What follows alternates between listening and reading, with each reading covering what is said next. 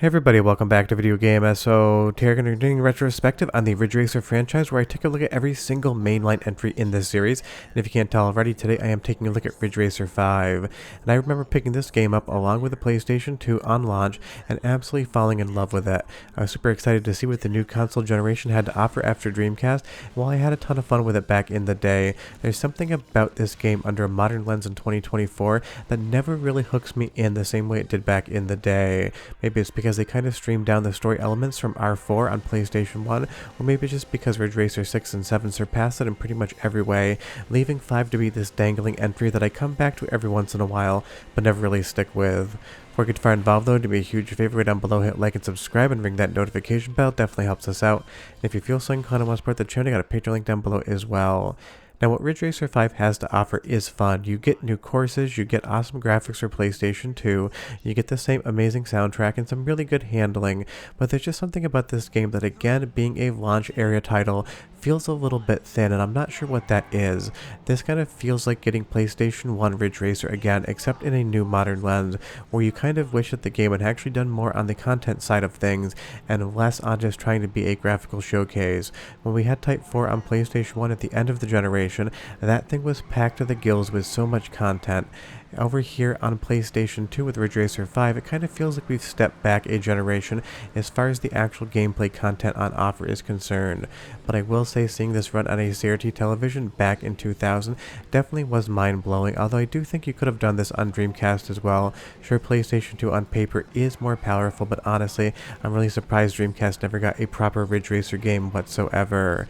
But it's fun to talk about all of these games in the retrospective fashion because it means I have to play them one after the other, so I really get a better sense of what I like and what I don't like.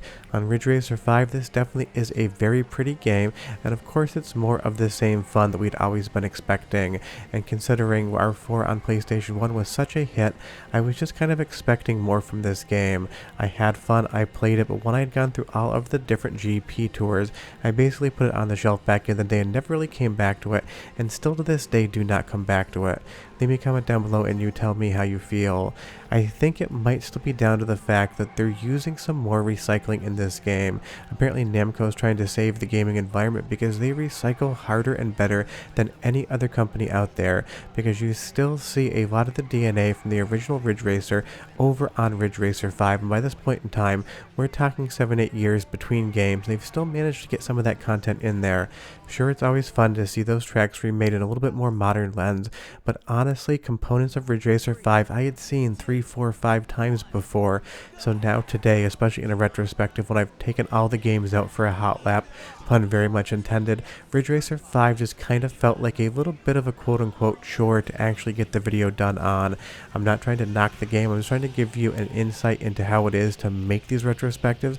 I have to play every single game, and imagine how long that takes to get enough footage to do an entire series. So it really helps me identify what games I love and which games I feel like just didn't hold up as well over time. And I will say the AI racers here are definitely aggressive, got bumped directly into the wall. And while this looks really good, it plays exactly like you would expect it to. There's just not enough meat on the bone here to make me want to come back to it time after time again, because this beachfront area here we've seen so many times, and we even still have it in the PlayStation Portable version. I am doing the course in reverse, but the same beach and the same bridge that you just saw in Ridge Racer 5. But honestly, the PlayStation Portable version is just a more complete package, so if I wanted to race this course, maybe I'd be here, or maybe I'd be over on the original PlayStation 1 version, or even the arcade version, which I think is just a little bit more charming than 5. But the one thing I can say about Ridge Racer 5 that you can say about every Ridge Racer game, it has a fun soundtrack, even if this time it's a little bit more hard rock. So go ahead and listen for 45 seconds, I'll come back and show you more about Ridge Racer 5 and tell you why I think it didn't age that well.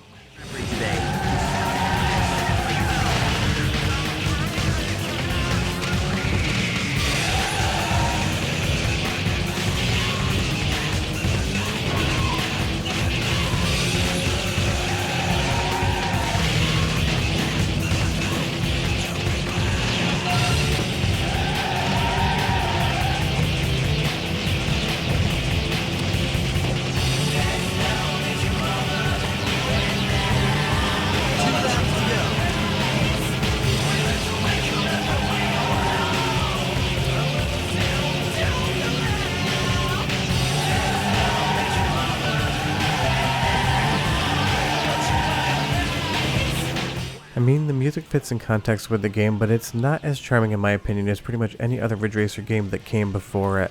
And that's the interesting thing again. Just so you know, I play all of these games in the order of their release, so I can kind of follow the evolutionary trail of what Ridge Racer was trying to be moving forward. If I played them out of order, it really wouldn't be as effective for me in a retrospective fashion. But there are things that Namco put in Ridge Racer 5 that are just amusing, like Pac-Man mode here. I don't know what it is about Pac-Man, he has the worst acceleration in the game, but he also has an insane top speed. So stuff like this is fun to come back to Ridge Racer 5 for, but again, for the most part, I'm just going to play Ridge Racer 6 or Ridge Racer 7 if I want to actually see these courses. I'll just get them in a more modern console. So it's really hard to talk about Ridge Racer 5 because you can talk about it from two different directions: the release date and then the day that I play it for this retrospective. Because even back in the day, I know I had a lot of fun with it, but I do remember thinking to myself, I've seen a lot of this before. Sure, it's prettier, sure, it's more modern, sure, it's running at a higher frame rate, but otherwise I feel like half the courses on offer here are things I've played 2-3 times before. And that's what really kind of felt like this era of Ridge Racer was suffering from: a little bit of boredom. There was definitely stuff to love about the game, but for the most part you kind of feel like you'd already seen it. When every other arcade developer was making new content like Sega or Konami, and you were getting a ton of good racing games on pretty much every home console, Ridge Racer just started to feel old. But again, Pac-Man mode in pretty much any game they put it in is always a fun time. And that's the same thing that happened to me when I was recording this footage. I just felt like I had seen everything that Ridge Racer 5 had to offer before I actually played it, and then I realized if I wanted to play the same courses and just make them look better, I could go to Ridge Racer 6 or Ridge Racer 7 or any of the PlayStation portable games. So the PS5 version just kind of feels like it straddles generations and not in a positive way. We had played everything Ridge Racer 5 has to offer for the most part before this game actually came out, and everything after Ridge Racer 5 basically comprises this entire game in a more modern, better looking package. So Ridge Racer 5 unfortunately straddles two eras, and I think it suffers from that, because when Ridge Racer launches with consoles, it's definitely a graphical showcase, but because developers are still getting up to speed with the hardware, you don't get as much content. Ridge Racer 1 on the original PlayStation 1 was an amazing arcade conversion, but of course you just got the arcade game, which was not that much content. Ridge Racer 5 on PlayStation 2 definitely has more content than the launch version on PlayStation 1, but it still suffers from the fact that for the most part, you were getting better graphical fidelity, you were getting a couple new things to see and do, but it was still a thin package, and every time I play it again, I just want more from the game. And that's why Ridge Racer on PlayStation 1 Type 4 is always my favorite game, because it's everything I love about the franchise, just with a lot of time and development knowledge behind it, being able to take advantage of both the hardware and giving you more game. Where something like Ridge Racer 5 just feels like, again, a glorified tech demo that Namco shipped to make sure they hit that launch window. And if you think I'm being a little bit too hard on 5, I'm not trying to say I don't like the game. The handling is classic Ridge Racer. It is a very pretty game, and you definitely have some good races to take part in. You even get ridiculous things like these duels here, where you have some of the most over-the-top, near uncontrollable cars you can imagine. But every time I want to play a Ridge Racer game, 5 is the last one I actually think about playing, and that's because if I want to see its courses, I've got more modern games to see them on, and if I want to see the original versions of these courses, I can pop back over to stuff like the original arcade version on MAME or an original arcade board. So Ridge Racer 5 really feels like it's without a home. It is a fun title, it is the same exact handling you know, love, and remember. It just feels like it's kind of confused as to what it wants to be. Does it want to be a new Ridge Racer entry? Does it want to recycle from previous games? Does it want to remind you of the past while also looking towards the future?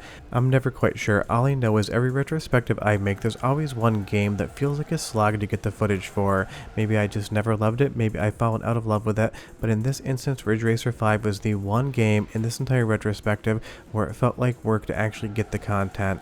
And honestly, that is just my opinion. If you disagree with me, that is totally fine. I'm not here to say Ridge Racer 5 is a bad game.